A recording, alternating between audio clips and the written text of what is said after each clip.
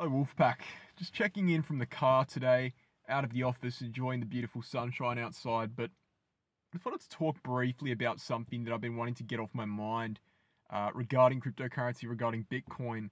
Over the last kind of few weeks, I've been thinking about it quite extensively. Obviously, in the words of Benjamin Cohen, the bear market blues, have been kicking in for a lot of people. I've noticed some negativity in the space. And a lot of people are flocking away and running away from the space in general, which is as to be expected. Nothing special, but it's to do with how stable Bitcoin is. I think that a lot of people in cryptocurrency, and it's a big problem in my opinion, assume that Bitcoin is going to succeed. Uh, Maybe with very minimal knowledge of what Bitcoin actually is and what it does. And I think that this is not an issue to be, to be avoided. We need to talk about it. A lot of people genuinely do not know the benefits and the negatives of Bitcoin, um, and then they make assumptions about how successful it's going to be based on the opinions of other people. It's people like Anthony Pompliano. You guys would know him as Pomp, who, no hate towards him or his production. However, those are the kind of people who these beginners tend to flock to, because he releases very short videos on a brief amount of information about Bitcoin, about how it's getting adopted every day, about how all this stuff's happening. When in reality, it's not necessarily covering the fundamentals, and obviously he's not doing anything wrong. Good on him for doing that.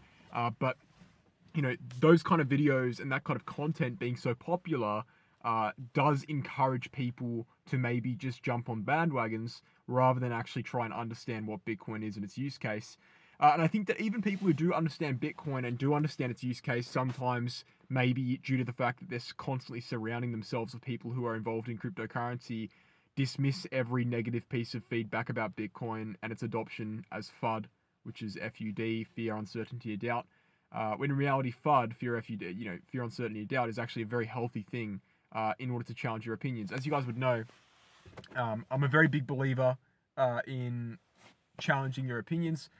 Those of you who've signed up and enrolled and been going through the course content in the Crypto Academy are well aware of that. I think there needs to be, in order to make any kind of rational decision in your life, and this is going outside of cryptocurrency as well, you need to have two perspectives, right? And if you're constantly surrounding yourself with that cryptocurrency perspective by listening to crypto YouTubers, crypto Twitter influencers, etc., you're obviously going to be missing out on the very important other aspect of that, which is getting the alternative perspective. And some people would say, well, the alternative perspective is bullshit, and I understand that. That's obviously an opinion that you can have. That's fine. That's completely valid. But the main point I want to get across in this video, other than bias, because I talk about bias quite a lot, is the fact that there is a very real chance that regardless of how good the Bitcoin fundamentals are, it may not actually succeed, right? It doesn't need to succeed, right? And that's actually something people don't, a lot of people don't consider.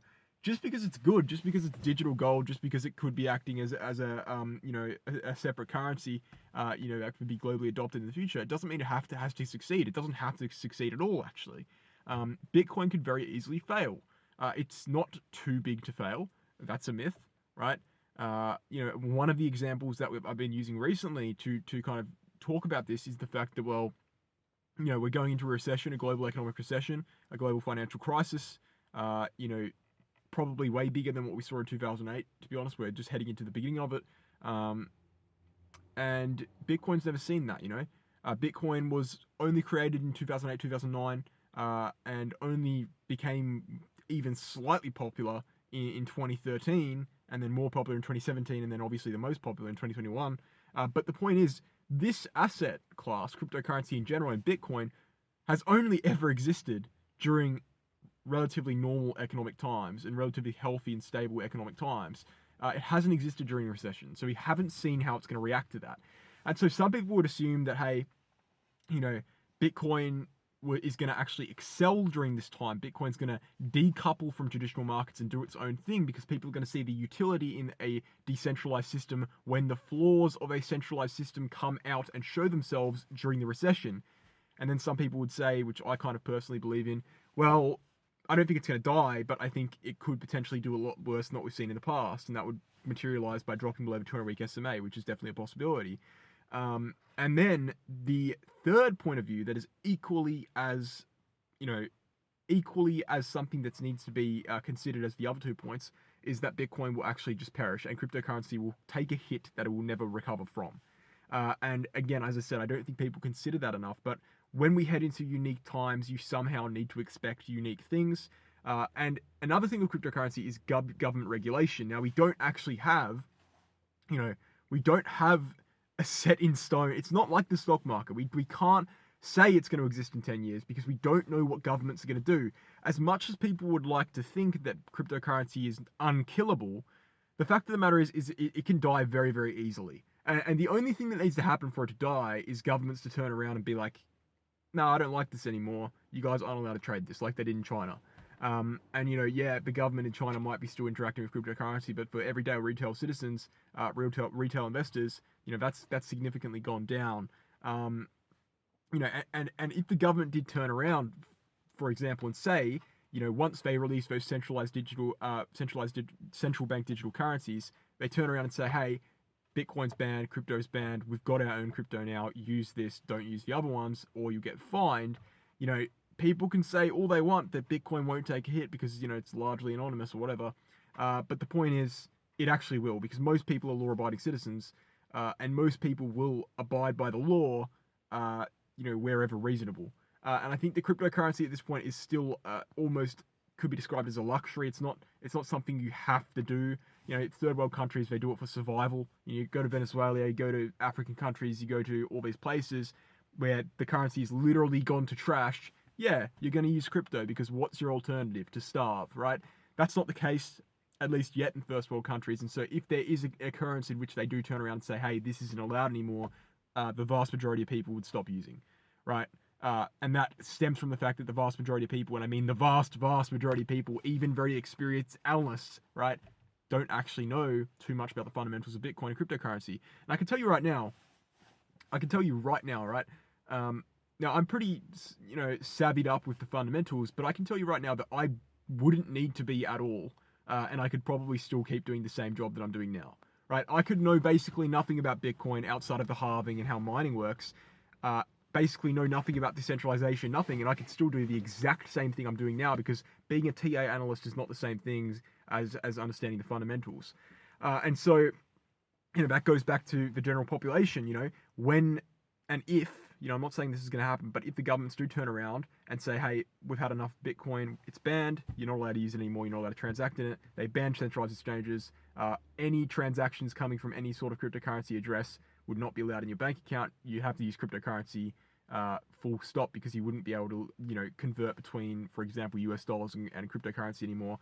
That would be a devastating blow that perhaps the cryptocurrency space wouldn't recover from. Now, do I think this is going to happen? No, I don't, but I just want to put it out there that I think it is possible, right? So when you're DCAing Bitcoin and holding, holding until the end, I guess, or, when you say, I will die on this hill, I will die on the hill of cryptocurrency, understand that it's not a certainty, it's still an educated guess, right? And just like anything in investing, nothing is a certainty. I think this echo chamber of people constantly screaming Bitcoin's going to the moon, constantly screaming Bitcoin's going to be globally adopted, does indoctrinate people to a certain extent and does create a bias in which they're not actually able to take off that lens and see the fact that, hey, nothing is certain here, and maybe it's not the best idea to just buy Bitcoin at every single price available.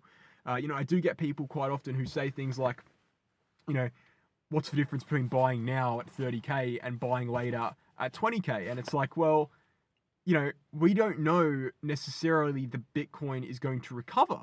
We think it will, but we don't know that. And so why would you want to be exposing yourself to an unnecessary risk, right? You'd want to buy at the lowest price you possibly can in order to kind of expel that unnecessary risk. Not only from an investing standpoint where you want to make money as fast as possible, but also from a logical standpoint where, as I said, this thing might not recover. It's a possibility you need to seriously consider.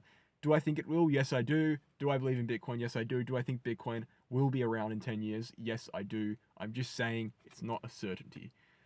Just thought I'd tell you guys. Anyway, I just wanted to get that off my mind there because I do see a lot of just complete and utter, bias at the purest form in the crypto space. And I'm sure this video is going to get a lot of negative attention for just pointing out the obvious. It's like nothing's certain. You know, that's a fundamental rule of technical analysis. It should be a fundamental rule of you know, trading, of fundamental analysis as well. Nothing's certain. Everything is a probability. There's always a probability that Bitcoin will fail, and hence crypto will fail. Do I think the probability is high? No, but I'm understanding there is a probability, and I think people need to understand that before they just YOLO in their life savings at any price whatsoever. I do have a bit of an announcement to make, and I do want to shout out the regulars. Now, the announcement is the VIP membership is being kind of extended. And so now if you join with the Wolf's Crypto channel, you can click the join button in this video link if you're on PC or on the channel page. You will be receiving, as well as the altcoin trading signals, as well as the prioritized reply to comments, as well as the 2-hour market mindset video. You will also be receiving, and emojis and badges, you will also be receiving a weekly newsletter running down an overview of the market in terms of the technicals. And so that's just another added reason to join VIP membership, and that's all for the same price as well. The price is not being raised. And I do plan to add many more things to that in the future. So that's 28 USD a month for a variety of things, regular content, and a stationary 2-hour video that you can watch at any time. And then also, you know, the usual, I want to shout out the BitGet exchange. I do use BitGet a lot personally. I use Binance and BitGet as my 2 major exchanges. BitGet has the lowest fees in the game. You know how it is. Lower than Binance, lower than any other exchange I personally used, any other major exchange, that's for sure.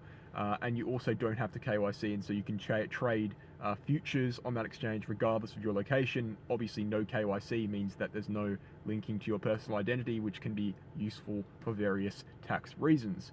So go ahead and check out BitGet with my referral link below. Also, if you want to take advantage of the bear market to become a trader and learn TA, which is kind of relevant to most of the videos I do, right? You can go ahead and check out the cryptoacademy.courses, the website, which is in the description below. So go ahead and check out all that stuff. Thanks for watching, guys. I'll be back at the desk tomorrow with some actual TA. Cheers.